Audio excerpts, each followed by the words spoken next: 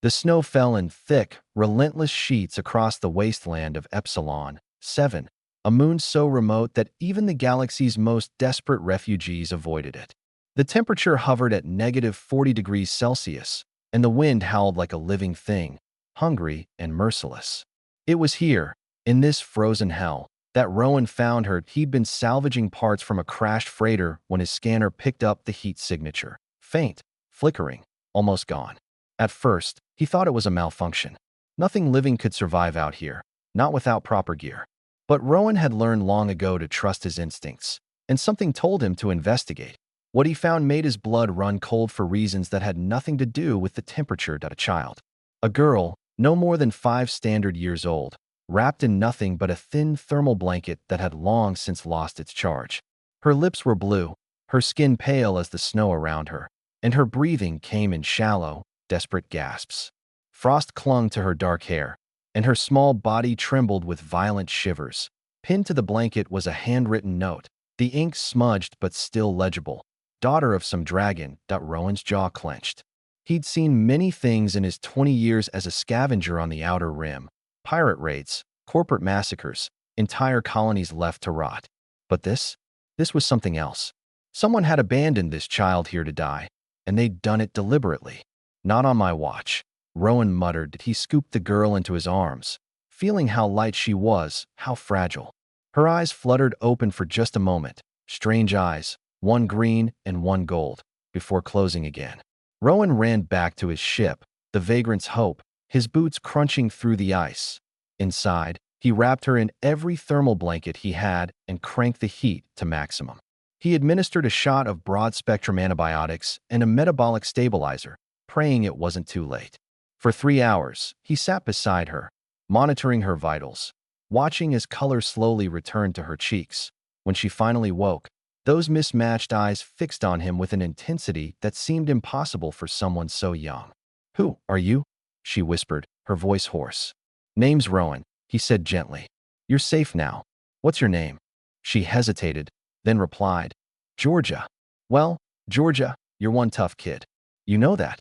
Over the next few days, as the Vagrant's Hope made its way to the nearest inhabited station, Georgia slowly opened up.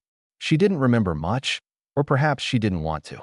She spoke of a mother with scales that shimmered in the light, of being told she was too human and a disgrace. She spoke of being taken from her home and left on that frozen moon with nothing but a note. "They said I wasn't worth keeping," Georgia said one evening, staring out at the stars. "That I was broken." Rowan felt anger boil in his chest. "You listen to me, kid. You're not broken. You're not a disgrace. And you sure as hell are worth keeping." Georgia looked up at him, tears glistening in her strange eyes. "Then why did they leave me?" Rowan knelt down to her level. "Because some people are cowards. They don't understand that being different isn't a weakness, it's a strength. And whoever your mother was, dragon or not, she made the biggest mistake of her life when she abandoned you." "What's going to happen to me now?" Georgia asked quietly. Rowan was silent for a long moment. He'd been planning to drop her off at child services on the station, let the system handle it.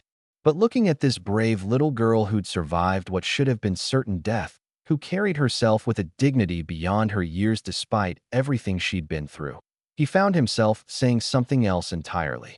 "Now you're mine," he said firmly. "If you want to be. I'm not much, just a scavenger with a beat-up ship and more debts than sense. But I promise you this, I will never abandon you. I will never leave you to freeze. And anyone who tries to hurt you will have to go through me first." Georgia studied his face for a long moment, searching for any hint of deception.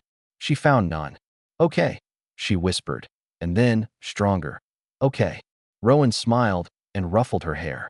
"Welcome aboard the Vagrant's Hope, kid. Fair warning, the engine makes weird noises, the shower only works half the time, and breakfast is usually whatever protein paste is on sale. But it's home." For the first time since he'd found her, Georgia smiled. "Sounds perfect." As the ship continued its journey through the stars, Rowan made a promise to himself. He would teach her everything he knew: how to pilot, how to fight, how to survive in a galaxy that could be cruel and unforgiving. He would show her that humanity's greatest strength wasn't technology or weapons, but the stubborn refusal to give up, even when all seemed lost. Georgia, daughter of some dragon who deemed her unworthy, would grow up knowing she was loved. She would grow up strong, and if her mother ever came looking for her, she'd find not the helpless child she'd abandoned, but a young woman who'd learned what it meant to be truly human, to show mercy, to choose family, to fight for those who couldn't fight for themselves. The note that had once condemned her was now secured in Rowan's logbook, not as a mark of shame, but as a reminder. A reminder that sometimes the family you choose is stronger than the family you're born into.